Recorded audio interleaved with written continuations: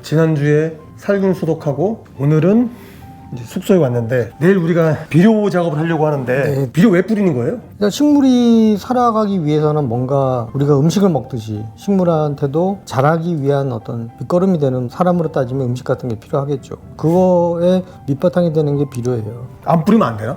안 뿌리면은 땅심이 어떤가에 따라 달라지죠. 땅심이 굉장히 좋은 땅에 있는 작물들은 안 뿌려줘도 됩니다. 야산에 있는 것들 다 잘 크잖아요. 인간에 의해서 어떤 땅이 복토를 했다든지 아니면 인위적으로 뭔가를 이렇게 만들어 놓은 데에서는 사람의 손이 필요할 수밖에 없어요. 그래서 비료를 뿌려서 식물에 영양분을 공급을 해줘야 되는 상황이 되는 겁니다. 그럼 비료하고 퇴비하고는 뭐가 달라요? 퇴비는 땅심을 좋기 위해서 해주는 작용이에요.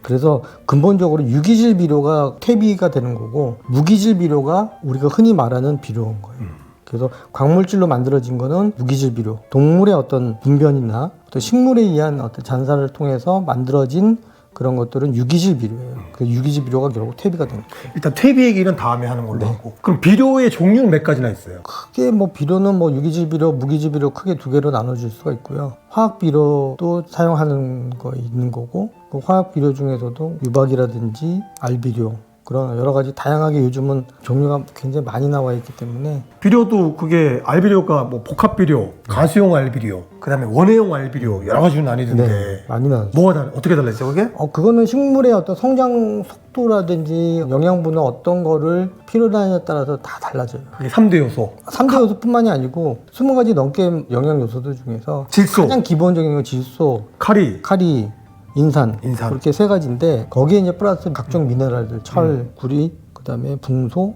황, 뭐 여러 가지 기본적인 미네랄들을 포함이 돼야 식물들이 이제 잘 자라게 돼요. 그럼 내일 우리가 시비하려고 하는 알비료는 네덜란드 수입산 네, 최고급 알비료죠. 최고급 알비료. 최고급을 알고 있습니다. 이 코트 성분이 뭐예요? 우리가 내일 뿌릴 건 이 코트 25kg짜리 제일 큰 거. 어떻게 구성되어 있냐면은 완효성 비료라고, 성분 자체를 효과를 서서히 해주는 거다. 그래서 완효성 비료고, 그 다음에 코팅 비료, 겉이 쌓여 있어서 코팅에 의해서 안전하게 보관이 되어 있는 거고, 또 4중 복합 비료예요.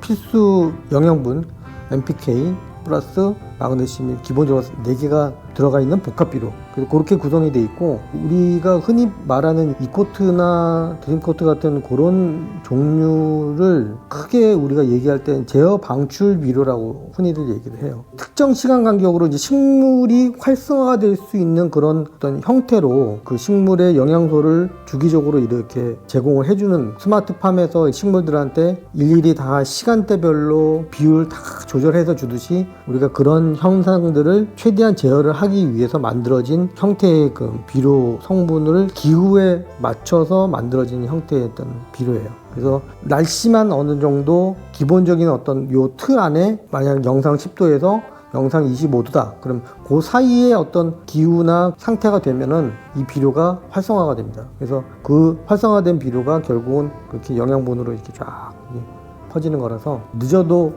장마 전까지 주는 게 좋아요. 왜냐면 그렇게 줘야지 5개월, 6개월 동안 꾸준히 나오기 때문에. 한여름에는 뭐 더우니까 그런 활성화가 좀 덜 될 거고, 가을 되면 또 활성화가 될 거니까 가급적이면 3월달, 4월달에 시비를 해서 9월달 안에는 또 영양분이 다 완전히 이제 없어지는 걸로 그렇게 가는 게 좋지. 그럼 우리 농장에서 알비료를 매년 주는데 우리가 고객한테 팔았으면 그 고객들도 매년 그 알비료를 좋아하나요? 이거는 뭐 내 개인적인 생각인데 당연히 그렇게 주는 게 좋겠지. 왜냐면 일단은 알비료는 관리하기가 편하다. 한번 주고 난 다음에 크게 신경 안 써. 깨끗하고 냄새 안 나고 약간의 뭐 분신율이 있을 수는 있지만 줄 때 조금만 신경 쓰면.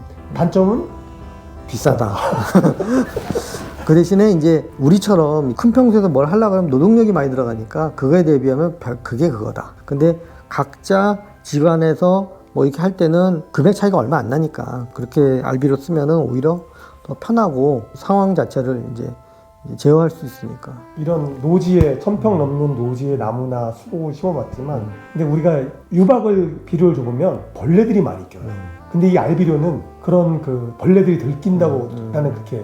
그거는 당연할 수밖에 없는 게 유박이든 퇴비든 그런 것들은 일단은 기본적으로 동물성이나 식물성의 어떤 그런 유기질 비료기 때문에 벌레나 이런 것들이 끼일 수밖에 없는 거고, 드링크워터라든지 이런 화학 비료와 같은 성질의 것이기 때문에 굳이 크게 뭐 그런 거에 대한 걱정은 안 해도 될 것 같아요. 그러면 내 생각은 이제 이코트라든가 이런 화학 비료, 알비료, 비싼 비료는 초봄에 주고 겨울에는 퇴비, 개분이라든가 이런 걸 줘서 땅을 좀 비옥하게 만들고 그러면 최고의 상품의 어떤 그런 나무나 이런 것들이 되겠네요. 그렇지. 뭐 근데 퇴비를 자기가 정성껏 이렇게 해서 숙성도 시켜가지고 그렇게 열심히 해서 초봄에 땅에다가 이렇게 뿌려서 땅을 완전 활성화가 잘 된 땅들은 사실 굳이 뭐 비료를 줄 필요는 없는데 자기가 측정 자체가 불가능할 뿐더러 식물을 키워보면은 얘가 조금 모자란다 싶은 어떤 느낌이 이제 들 때가 있어. 그럴 때는 조금씩 그 비료로 영양분을 좀 더 공급을 해줘서 그런 식물들이 잘 자라는 환경을 만들어주면 좋은 것 같고,